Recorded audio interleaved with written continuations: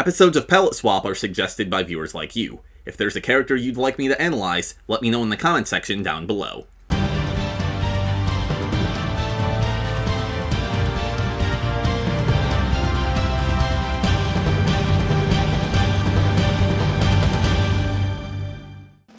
Good morrow everyone, Silvershire here, and welcome back to Palette Swap, where I rank the costumes and character designs of your favorite fighting games. And by your favorite fighting games, I mean my favorite fighting games, and by my favorite fighting games, I mean Tekken. Today, we're looking at the cause of every bad thing in the Tekken universe, Heihachi Mishima. But before we begin our analysis, here's a quick refresher course on who Heihachi is and what we should be looking for in his character designs. Heihachi is the CEO of the Mishima Zaibatsu, a weapons manufacturing company that's right up there with Disney in terms of money, influence, and cryogenic freezing. Heihachi can best be described as a big jerk.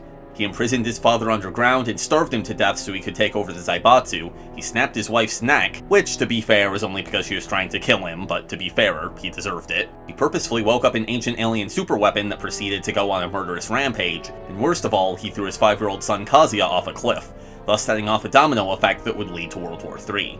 Heihachi sees nothing wrong with these actions, for he wholeheartedly believes that might makes right, and since he's the mightiest of them all, he deserves to rule the world with an iron fist. Out of all the Mishimas, Heihachi's design is the most traditional. His Tekken 1 1P consists of a pretty standard karate gi with bandages on his hands and feet. The only noteworthy part is the tiger face on his back, which symbolizes his ferocity. It was also given some retroactive significance in Tekken 7, as we learned that his wife had a pet tiger. He may be a neck snapper, but that doesn't mean he can't be sentimental. His mostly black palette does a good job of contrasting Kazuya's white pants, even if it's kinda boring. All in all, his costume gets the job done, but it's nothing special. 4 out of 10. His 2P is mostly the same as his 1P, except it's blue and has ripped sleeves. They appreciate that it's more than a straight up palette swap, but this is a really underwhelming change. Also a 4 out of 10. His Tekken 2 1P removes the sleeves entirely and changes his belt to red. This still doesn't make a huge difference, but it adds some variety to his palette. 5 out of 10. His 2P is a traditional Japanese ensemble. His hakama, geida, and undone kimono give him a unique and distinct silhouette, although it is a little bottom heavy. He also has sarashi bandages wrapped around his midsection. As you may remember from the Mitsurugi episode, these were historically worn by samurai, and because of that, they have connotations of toughness even to this day, making them perfect for Heihachi. My only major issue is that this costume is pretty plain.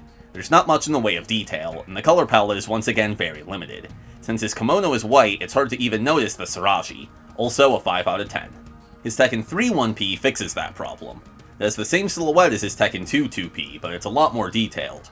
His hakama and kimono are covered in elaborate patterns, and he's wearing armored bracers instead of hand bandages, which balances out the design. Dark blue is a great choice, as it makes the gold pop and creates a trio of analogous colors with Kazuya's purple and Jin's red. He's also gone gray, which I think suits this hairstyle a lot better. Plus, it clearly communicates the 19-year time skip between this game and the last. His in-game model doesn't quite match what we see in cutscenes and official renders, but that's fixed in later games, and since I try not to take graphics into account, I'm going to rank it based on what it was supposed to look like. 10 out of 10. His 2P is the first and really only main costume that leans into his billionaire side. It's a fancy suit reminiscent of Kazuya's Tekken 2 3P, which is fitting since he's replaced Kazuya as the head of the Zaibatsu. However, it does have some unique features, such as the fur-lined coat and the gold accents that serve to make him look even wealthier. Likewise, his color palette is regal and sophisticated, with strong value contrast thanks to his black gloves and dark purple cravat. 7 out of 10. Heihachi retains his Tekken 3 costumes in Tekken Tag Tournament. Since I don't take graphical improvements into account, the same scores apply, and I'll be skipping any repeats from here on out. However, he also gets a couple palette swaps. The recolor of his 1P makes his hakama brown and his kimono dark blue. This looks alright, but the gold doesn't pop out as much. It also replaces his bracers with white bandages, and though I prefer the bracers, this is a neat option to have. 8 out of 10. The recolor of his 2P makes his coat teal and his shoes black. This doesn't carry the same associations of wealth, but it still looks sharp. 6 out of 10. That brings us to the moment you've all been waiting for! Allow me to introduce the man, the myth, the legend, Heihachi in his underwear! Okay, jokes aside, this is a waste of a costume. I'm being generous by even calling it a costume. It's just a fundoshi and some bandages. There are no colors, no patterns, no interesting silhouettes. It somehow manages to be boring and ridiculous at the same time. If this was a bonus 3P or something, I would be more forgiving, but no, this is his 1P, his main costume. This is what we get instead of his hakama or his coat or a brand new outfit. Speaking of which, just to add insult to injury, Heihachi does have 2 really cool new outfits in this game that he only wears during cutscenes. All of this is especially disappointing because Heihachi is the final boss of Tekken 4. He should be looking scarier than ever, but the only scary thing is that we can see his 75-year-old butt cheeks. 2 out of 10. His 2P is the return of his classic gi. The most significant update is that there are now some signs of wear and tear along the edges. As well as making the outfit a bit more interesting, this further differentiates him from Jin and Kazuya, who tend to have more clean-cut looks. 6 out of 10.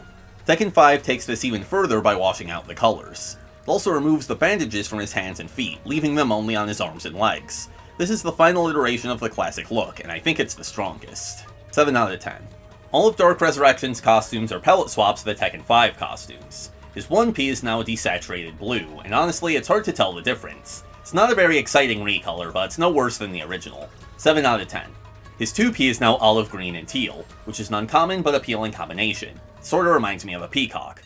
Unlike in Tag Tournament, there's a lot of white, black, and red in the pattern on his Hakama, so it's not as important that the background contrasts against gold.